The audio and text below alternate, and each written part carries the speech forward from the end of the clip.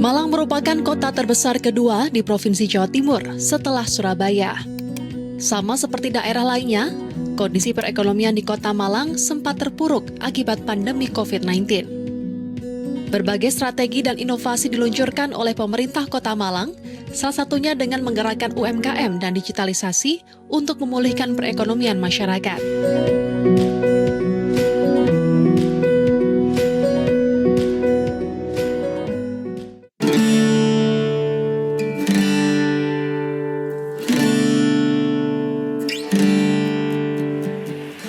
Tidak ada satu daerah pun di Indonesia yang luput dari dampak pandemi COVID-19.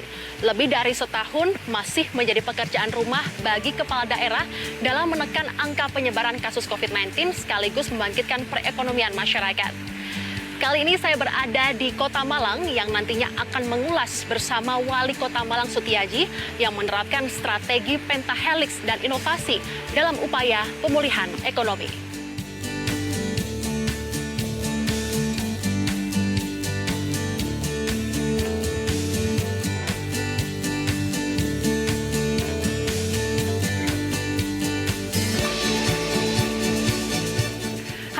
Kabar? Oh, baik-baik. Mau kemana ini, Pak? Mau kemana ini, Pak? Ya, biasa. Saya kebiasaan keliling-keliling. Oh, ya. keliling-keliling di perkotaan Malang ya, Pak ya? Ya, Pak, sebelum saya ke sini di Balai Kota, saya tadi sempat keliling-keliling di Kota Malang. Ini perekonomian atau juga suasana Kota Malang ini cukup normal ya, Pak ya? Sebenarnya ya. Untuk COVID-19 sendiri, keadaannya seperti apa sih, Pak, di Kota Malang, Pak? Alhamdulillah. Jadi, bor kita saat ini 21,42. Oke. Artinya insya Allah terkendali dengan baik. Terus penambahan kasus juga terkendali. Ya. Walaupun kadang ada fluktuatif tapi tracingnya kuat. Jadi 3M, 3T-nya kita kuatkan.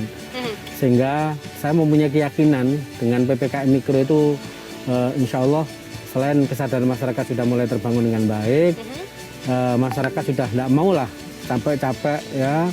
Di dalam situasi pandemi ini ekonominya runyam sehingga mulai bergerak perekonomian sementara dia taat pada protokol COVID-19. Betul. Pak, saya sempat dengar berita kemarin-kemarin kan kalau di Kota Malang ini sempat zona merah. Saat ini sudah zona kuning. Ini kalau langkah-langkah dari Pemkot Malang sendiri seperti apa sih, Pak? Mulai awal kami minta memang kepada pusat bahkan ya. Pertama dulu belum ada lockdown, saya menganjurkan pada pemerintah pusat untuk lockdown ya.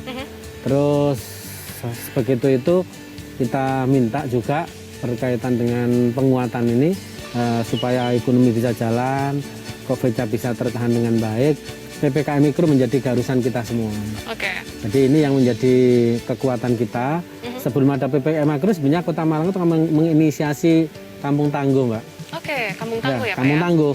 Kita kerjasama dengan Pak Danrem ketika itu dengan Satgas UB dan semua perguruan tinggi kita rangkul untuk memberikan edukasi, literasi pada masyarakat bahwa COVID ini tidak main-main dan kita belum tahu sampai kapan COVID itu. Betul. Ini kami sudah antisipasi jauh hari. Betul. Ya. Pak, kalau dari Pemkot Malang sendiri yang menjadi fokus utama saat ini seperti apa? Utamanya sekarang justru kesehatan. Kesehatan ya? Gini, berkaitan dengan COVID itu. Apapun yang kita rencanakan ketika masyarakat kita belum tersadar bahwa dia harus protokol kesehatan ya. Runyam lagi ya. Betul. Belajar dari kasus-kasus di luar negeri saya kira ya. India yang sudah diharapkan dulu PPKM Mikro kan mengadopsi dari India ya.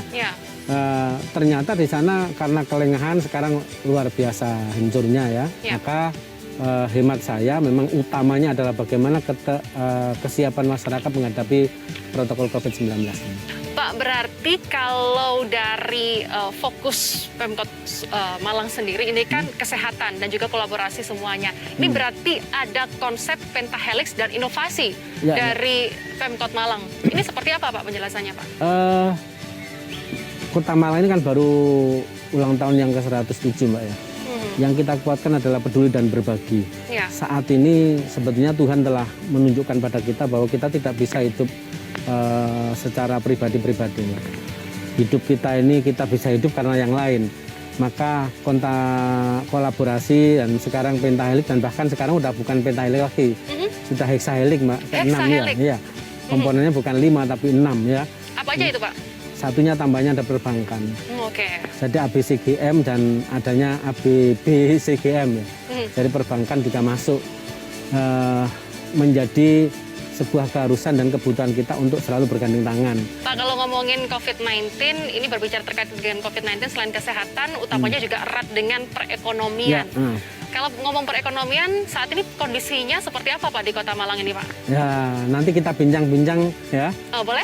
Boleh, nanti saya ajak aja langsung ke pusat ya. Pusat perekonomian di Kota Malang ya Pak ya? Ya, salah Oke. satu indikatornya kan Salah kegiatan. satunya. Oke, Oke. langsung aja ke sana Yuk, Pak. Yuk, mari. Yuk. Ya, oke. Saya ikut ya Pak. Oke, ya.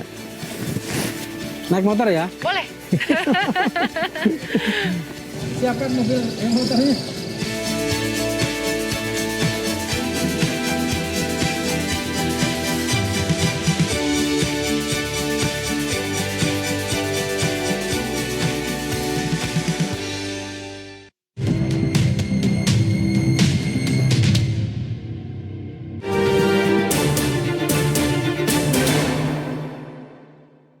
Didukung oleh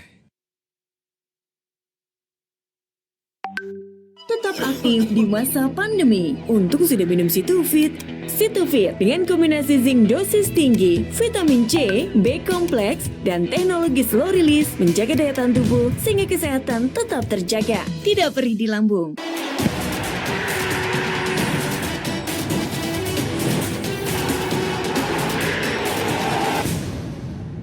TV Polytron semakin menggelegar.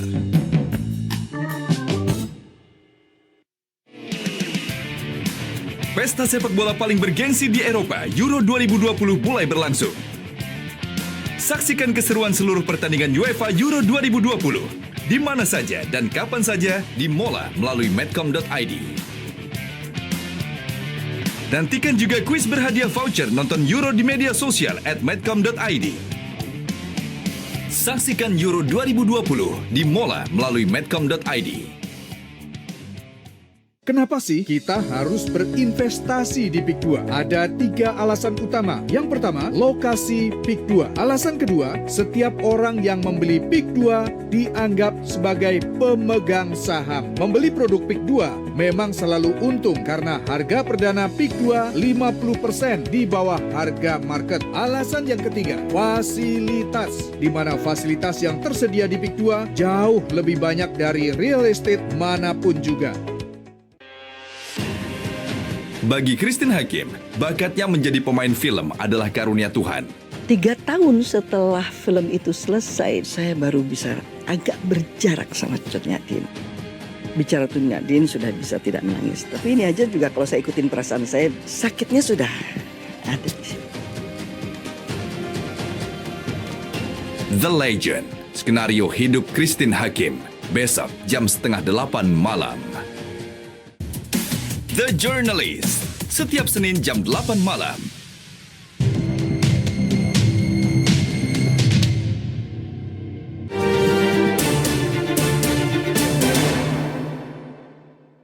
Didukung oleh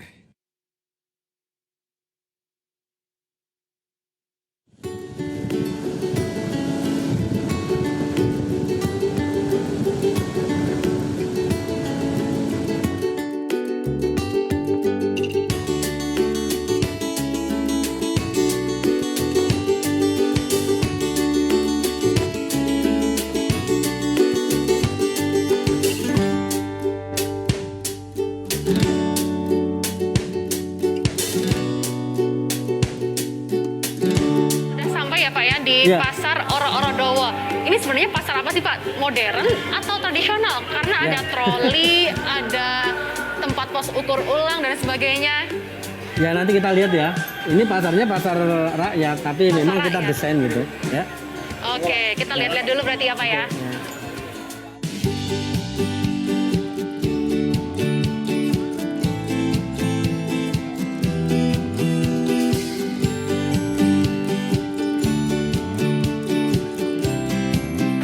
Assalamualaikum.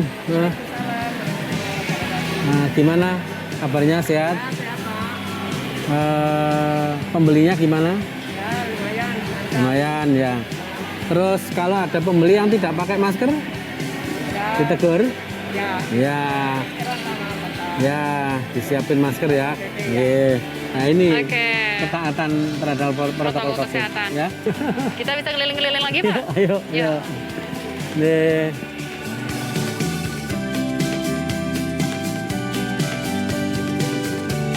Ya Pak, ini berarti ada pasar tradisional tapi rasanya modern ini Pak. Iya. Jadi namanya sekarang bukan tradisional lah. Oke. Ini di nomenklaturnya pasar rakyat. Pasar rakyat ya Pak ya? Tapi modern dalam manajemen ya. Terus kebersihan, baik manajemen pasar maupun manajemen dari para pedagangnya. Oke. Mindsetnya udah terbangun. Nah, Ini berarti diinisiasi mulai kapan ini Pak untuk revitalisasi jadi pasar gini, Pak?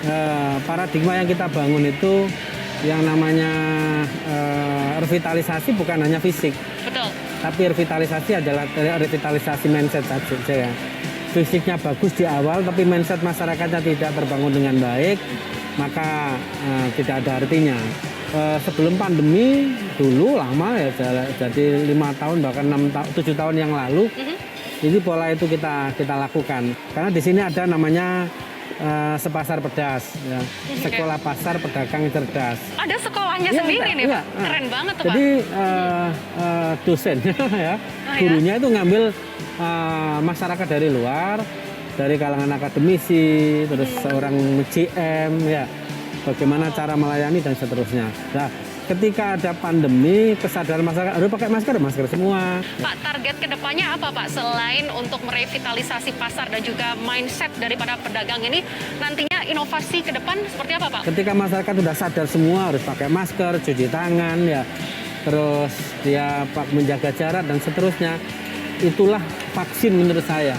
Jadi vaksin itu bukan karena hanya mengandalkan suntikan saja, tapi vaksin itu adalah pada diri manusia sendiri sebenarnya. Ya. Nah, ketika udah berbicara itu, kita bisa mengendalikan, maka baru kita bicara bagaimana peningkatan ekonomi di tengah pandemi. Apa yang dirasakan Kota Malang? Apakah sudah mulai bangkit kembali? Ataukah masih merangkak? Atau seperti apa Pak? Demand pertumbuhan kredit kita sudah di angka 7%, Mbak. 7-9%. Berarti, dan itu kredit adalah kredit untuk usaha ya. Berarti ini kan dilihat dari sini kan insya Allah naik. Iya. Kalau pertumbuhan ekonomi kemarin ya, kuartal triwulan pertama kita terdampak min 2,26%. Dari sana sekarang sudah plus Mbak. Cuma kan belum dipublish saja. Kalau dilihat dari indikator dan variabelnya, kita sudah mulai merangkak naik. Dan kita ditargetkan oleh Pak Presiden kan 7% di triwulan kedua ini. Ya. Nah ini yang harus kita upayakan bersama-sama sehingga kegiatan-kegiatan masyarakat mulai kita buka. Dan ini harus ada keberanian, Mbak. Betul.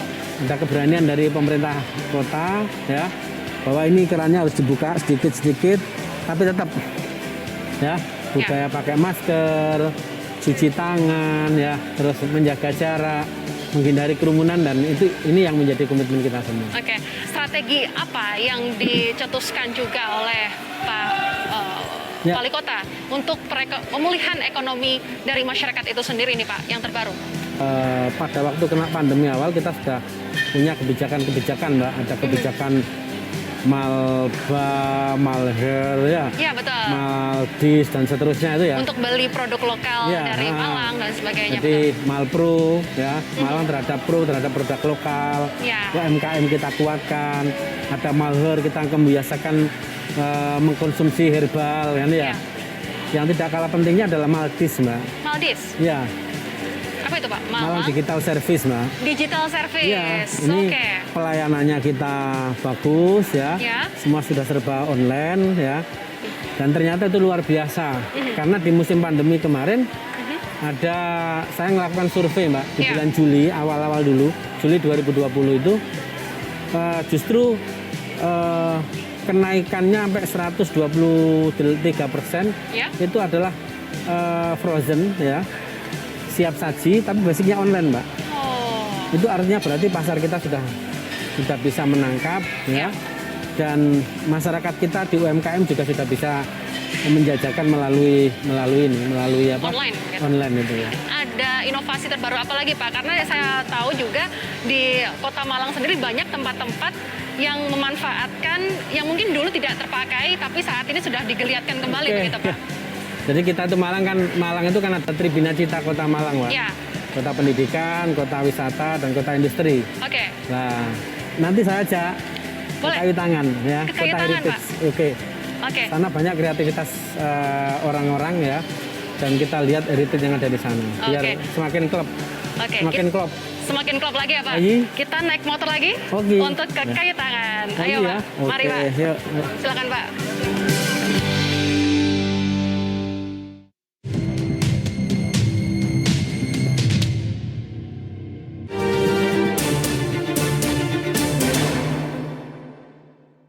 Didukung oleh Indonesia bersatu lawan COVID. Kita harus pantang menyerah, jalankan protokol kesehatan. Vaksinasi, lindungi diri dan keluarga. Berikan yang maksimal, aman, praktis setelah vaksinasi. Yang kuat, hebat, plasternya merekat. Pak, observasi selesai. Oh ya, terima kasih. Jangan kasih kendor. Oke Plus, dukung vaksinasi lawan COVID.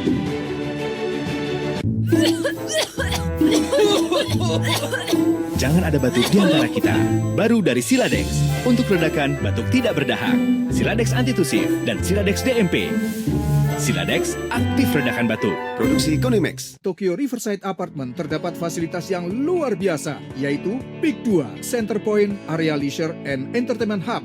Di atas lahan seluas 100 hektar, terdapat 15 fasilitas yang Anda dapatkan seperti kampung seafood, night market, Asian Town, factory outlet terbesar, 10 teater bioskop, 100 Chinese restoran dari Cina, Tiong Bahru Singapura, rumah sakit dan sekolah Katolik nomor 1 di Indonesia, otomotif center dan bengkel service, serta masih banyak lagi. Miliki segera hunian terbaik di Tokyo Riverside Apartment dengan cicilan langsung ke developer selama 10 tahun. Dijamin tiap bulan bayar tetap hanya 4,5 juta rupiah per bulan sampai lunas. Dapatkan penawaran spesial lainnya, free fully furnished, electronic smart home system, free IPL 1 tahun, serta dijamin serah terima tahun ini. Langsung disetujui, tanpa survei, tanpa biaya, tanpa DP, dan tanpa bunga. Hubungi 021 588 8000. Mana muat? Butuh yang lebih besar. Nih, Polytron Beleza Jumbo. Ayo dites. Kulkas kalian ambrol. Beleza Jumbo. Muat semua. Besarnya nggak ada lawan.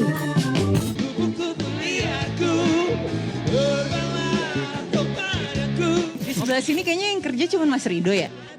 Coba deh. Vaksin untuk Indonesia, Jumat 18 Juni jam 8 malam. Terlalu berani menyebut nama, menghakimi. Pekerjaannya apa sebenarnya? Buzzer. Emang berapa pendapatan Anda ini? Anda mencemarkan nama baik dia. Ya bercanda. Ini udah berapa kali sebenarnya dilaporkan dan berapa kali diperiksa polisi? Saya udah tahu pertanyaannya, saya kasih jawabannya langsung. Jadi nggak mikir-mikir. Jadi itu membuat orang semakin yakin bahwa memang backing Anda kuat. Kick Andy, double check perang akal di media sosial. Minggu 20 Juni jam 7 malam. Kick Andy, setiap minggu jam 7 malam.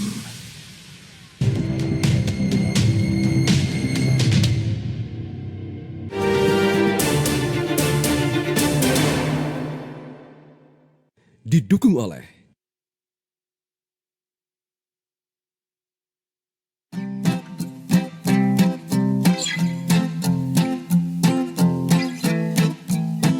Malang memiliki sejumlah tempat wisata sejarah.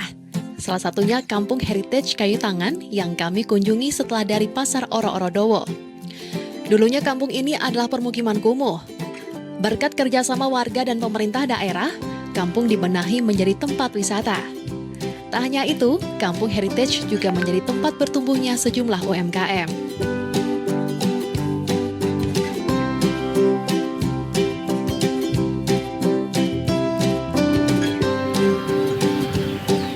Pak RW. Wah, ini kita sudah sampai nih Pak ya.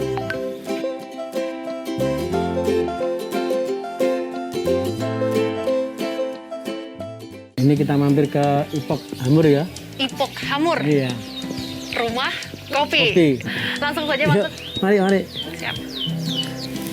Nah ini kopinya. Wah. Siap ya. Siapa Pak, ngomong-ngomong atau ngobrol berkaitan dengan UMKM Ya. ini yang ada di Kota Malang sendiri, ini perkembangannya seperti apa Pak? Bahwa di Kota Malang ini dulu sebelum ada yang namanya Perpres 12 2021 Ya. yang mengharuskan 40% APBD harus pro kepada UMKM ya, kami sudah ada namanya katalog lokal. Karena hemat saya uang itu harus berputar dari masyarakat. Ya.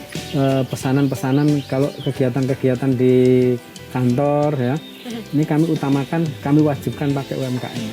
Seperti Mbak Lut jual ini ya, oh nanti kok di Pemkot ini mau ada rapat, kita perlu nanti apa ini betel goreng ya, ya di Lut betel goreng harganya berapa satu irisnya, itu bisa.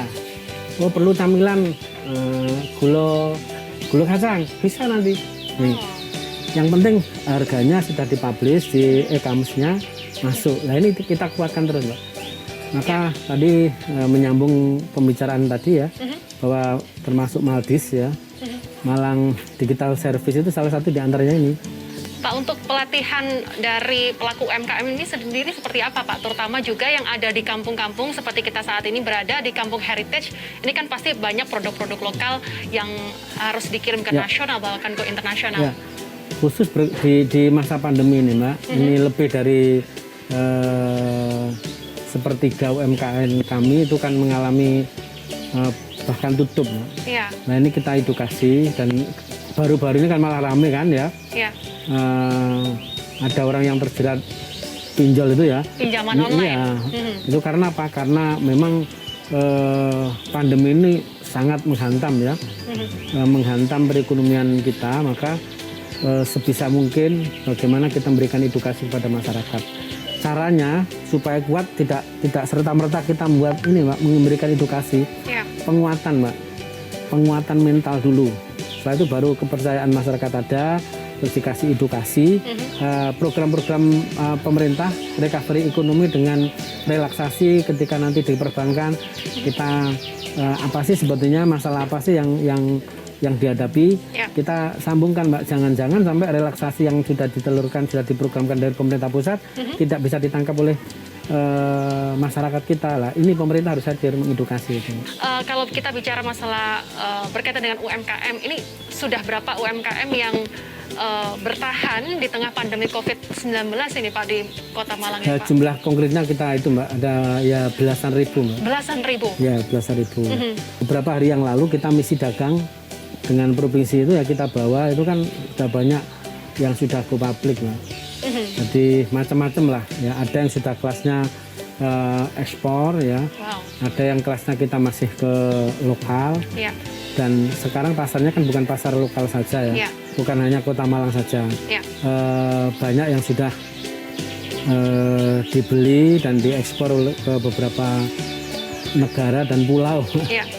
Merupakan suatu keberhasilan begitu ya, Pemkot Malang sendiri untuk menggairahkan geliat dari UMKM di Kota Malang. Ini tetap harus ada keberanian Mbak. Harus ada keberanian, betul. Jadi gini, percuma kita itu ngomong recovery ekonomi, betul. Tapi di saat pemerintah tidak ada keberanian untuk buka keran dikit-dikit ya, kita kuatkan protokol kesehatan, setelah itu baru kerannya dibuka. Betul. Sehingga kami pernah mengusulkan pada Dirjen Kemendagri ya, bahwa PPKM itu jangan sampai ada batas waktu, sampai COVID ya berhenti. Dan yang kedua, pemberlakuannya jangan lokal Mbak, harus nasional seluruhnya ya. Ketika itu dikuatkan, maka saya kira biasa orang ke pasar nggak akan takut, karena apa? Dia sudah pakai masker, menjaga jarak, cuci tangan menjadi kebiasaan, saling mengingatkan ya. Betul. Baik Pak, di masa kepemimpinan Pak Sutiaji yang beberapa tahun ke depan ini masih berlanjut begitu, apa tujuan atau goals nantinya? Visi kami bermartabat. Martabat itu tidak pernah memandang orang itu jelek. Nah itu kita capaiannya harus dipenuhi. Jadi smart city akan kita kuatkan ya. Masyarakat akan tahu apa yang menjadi tugas dan tanggung jawabnya. pemerintah selalu amanah mengemban kepercayaan masyarakat dari semua sisi, Mbak. Ya, harapan kami semua juga semoga Malang ini semakin maju, semakin sejahtera, dan Malang untuk Indonesia semakin mendunia. Terima kasih Pak Sutiaji sudah diajak berjalan-jalan tadi dan juga menikmati kuliner yang ada di Kota Malang. Kita tagline kami kan dari Malang untuk Indonesia dan dunia. Dari Malang untuk Indonesia dan dunia. Baik, terima kasih Pak Sutiaji. Terima kasih Pak, menarik sekali. Kita lanjutkan minum kopi. Siap.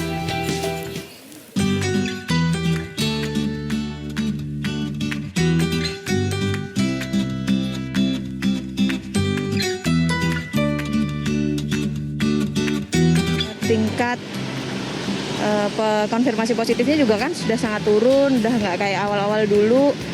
Jadi sejauh ini sih menurut saya efektif lah apa yang dilakukan oleh pemerintah kota. Cukup efektif. Jadi misalnya ada pelanggaran pemakaian masker itu juga ditindak dengan baik. Dan masyarakat umumnya, kalau daerah Malang ya, umumnya cukup mengerti. Jadi pemakaian merata ya. Pemulihan ekonomi di masa pandemi COVID-19 membutuhkan kebijakan yang konsisten dan juga berkelanjutan. Semoga dengan inovasi, kebijakan, serta sinergitas yang diikhtiarkan oleh pemerintah Kota Malang mampu menjadikan Kota Malang bangkit dari pandemi COVID-19 sekaligus menggerakkan roda perekonomian masyarakat ke angka yang lebih positif. Kota Malang untuk Indonesia. Sampai jumpa.